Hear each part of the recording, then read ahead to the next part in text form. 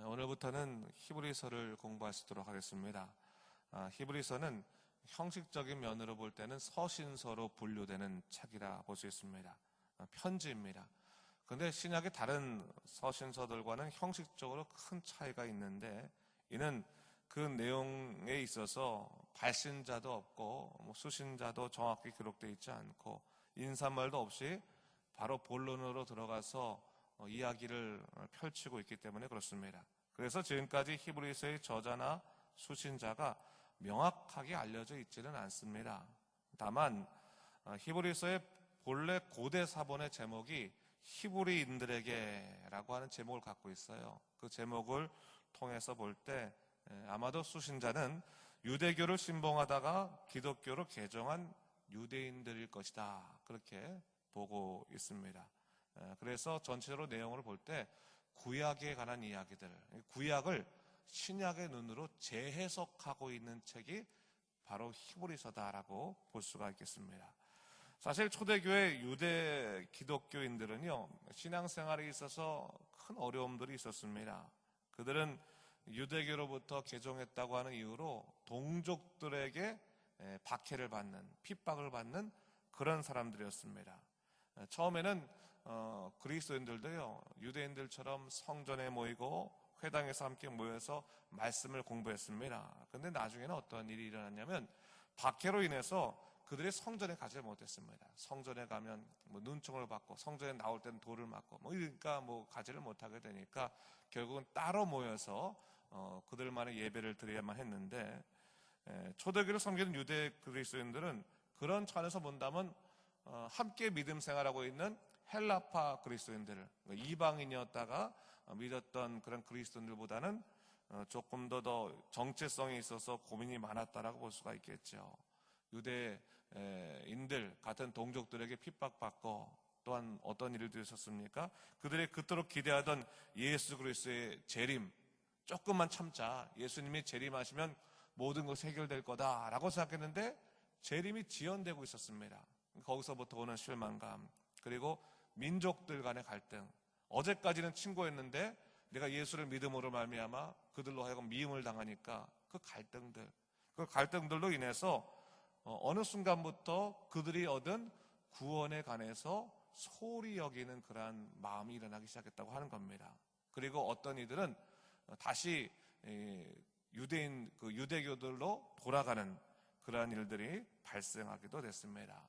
그래서 히브리서가 그런 의미에서 본다면 중요한 책인데, 유대인의 신분으로 기독교인들이 된 히브리 사람들을 격려하고 그들로 하여금 구원의 확실한 소망을 심어주기 위해서 쓰여진 책이라고 볼 수 있는 겁니다.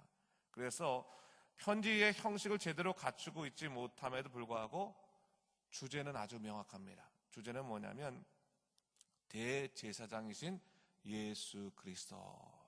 너희들이 그렇게 소중히 여기던 하나님과 우리의 관계 속의 대제사장 개념, 구약의 제사, 그 제사장이 바로 예수님이시다라고 주장하고 있는 거죠. 그리고 전체적인 의미로 본다면 예수님이 가장 크십니다.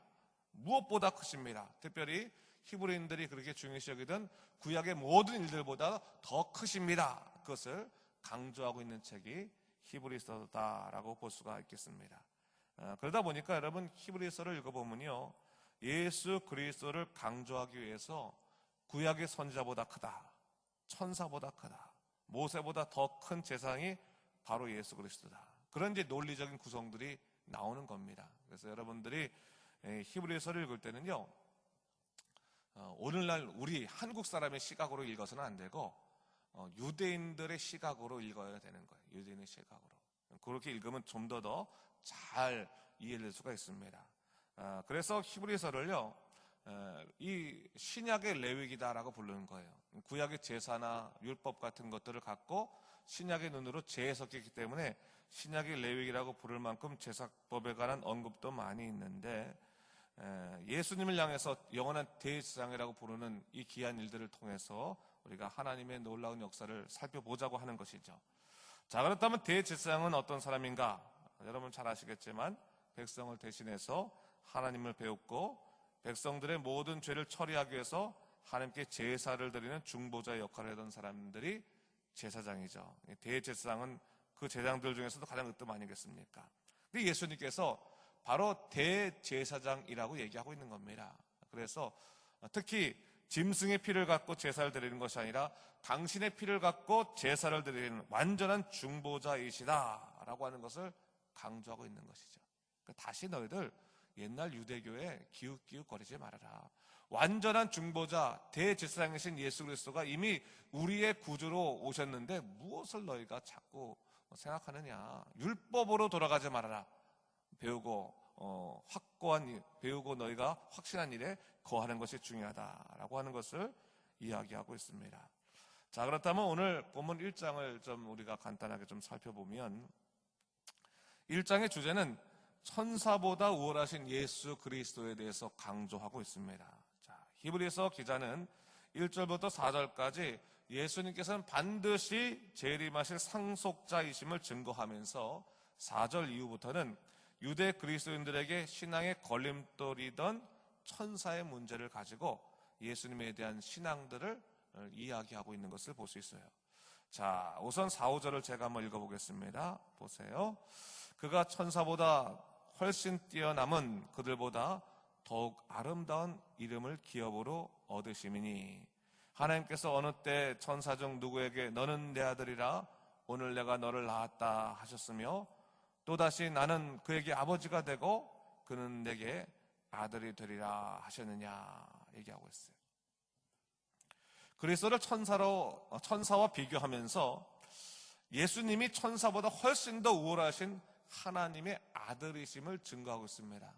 이것은 여러분 당시에 유대인들 사상을 좀 보면 좀 더 이해를 하기 쉬운데 유대인들은요 천사들이 하나님의 메시지, 하나님의 뜻을 갖고 와서 이 백성들에게 계시를 주는 그런 하나님의 메신저라는 것은 다 알았지만 천사 자체를 하나님의 현현과 같이 보는 경우들이 많이 있었습니다. 그래서 천사 이야기에 굉장히 민감하던 민족이 바로 유대인들이라고 하는 것이죠. 근데 오늘 뭘 얘기하고 있습니까? 이 히브리서 기자는 그 너희들이 그렇게 신봉하는 천사보다도 더 우월하신 분이 예수 그리스도라고 하는 것으로 다시금 정리를 해내고 있는 것을 볼 수가 있는 거죠. 자, 천사들이 그들에게 중요한 이유가 뭐겠습니까? 유대인들에게 율법을 준 자기 때문에 그런 거거든요. 율법을 건네주었기 때문에 중요한 겁니다. 모세도 마찬가지죠. 율법을 건네준 자이기 때문에 그들에게 굉장히 중요한 겁니다. 근데 여러분 율법은요 인간을 구원하지 못하거든요. 행위를 결국 강조할 뿐이거든요. 율법은 결국 인간이 아무것도 할 수 없음을 이야기하는 것이지만 복음은 어떻습니까? 우리가 죄가 있고 여러 가지 어려움이 있음에도 불구하고 이 복음의 계시는 우리로 하여금 완전한 자유자가 되게 하시는 하나님의 은혜에 근거하지 않습니까? 바로 그런 면에서 지금 히브리서 기자가 이야기하고 있는 것이죠. 천사보다 뛰어나는 가장 큰 이유는 뭐냐? 예수님은 하나님의 아들이시다. 상속자이시다. 그것을 얘기하고 있어요. 5절에 보니까 너는 내 아들이라 오늘 내가 너를 낳았다. 그렇게 얘기하고 있는데 이것은 시편 2편 7절 말씀을 인용한 것이죠. 오늘 내가 너를 낳았다. 그래서 바로 천사들에게는 이런 말을 한 적이 없다. 오직 예수 그리스도에게만 하나님께서 하신 것이다 라고 이야기하면서 구약의 모든 예언을 예수님에게 향하게 하고 있는 것을 볼 수가 있습니다. 그러면서 7절 말씀 보니까 하나님께서는 천사를 종으로 사역자로 삼았을 뿐 아들로 인정하지 않았음을 분명히 이야기하면서 그 아들에 관해서는 8절에 이렇게 고백하고 있습니다. 8절 보세요. 아들에 관하여는 하나님이여 주의 보좌는 영영하며 주의 나라의 규는 공평한 규이다 했어요. 자, 하나님이 아들이다. 이 아들의 개념을 이제 뭐로 연결하고 있습니까? 왕의 개념과 연결하고 있는 거예요. 모든 통치자 왕의 개념. 그래서 본문 8절을 보니까 이것은 시편 45편 6절 말씀을 인용한 건데 하나님이여 주의 보좌가 영영하며 주의 나라의 홀은 공평한 홀이니이다. 그렇게 강조하고 있는 건데 그리스도의 왕되심을 강조하고 있는 겁니다. 왕이 왜 중요하냐? 왕의 존재는요 백성의 평강함과 연결되는 겁니다. 강력한 왕이 있다고 하면 그 백성들이 평강한 거거든요. 안전한 거거든요. 근데 여러분, 세상의 왕은 어떻습니까?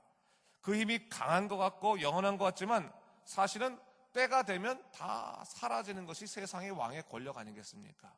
그런데 오직 예수 그리스도, 우리 참된 왕이신 예수 그리스도는 우리의 완전한 보호자이시고 완전한 피난처이심을 다시 한번 이렇게 설명하고 있는 겁니다. 그러면서 이 왕의 개념을 어떻게 가져가고 있냐면 10절과 11절에서는 창조주의 개념까지 나아가고 있어요. 자, 또 제가 읽어보겠습니다. 보세요. 또 주여, 태초에 주께서 땅의 기초를 두셨으며 하늘도 주의 손으로 지으신 바라. 그것들은 멸망할 것이나 오직 주는 영존할 것이요 그것들은 다 옷과 같이 낡아지리니 하고 있어요. 그러니까 선지자들에 의해서 증거된 상속자 예수 그리스도는 천사보다 우월하시고 영원한 왕 되시고 만유의 창조자 되심을 강조하면서 예수님의 탁월성을 지금 증거하고 있는 것이죠. 여러분, 읽어보시니까 굉장히 신학적인 책이죠. 논리적인 책이죠. 그러니까 구약으로 인해서 예수님에 대한 신앙이 흔들리고 있는 사람들에게 아주 논리적으로 하나둘씩 설명하고 있는 겁니다. 너희들이 그게 중요시 여기는 천사보다 우월하신 분이 예수 그리스도다.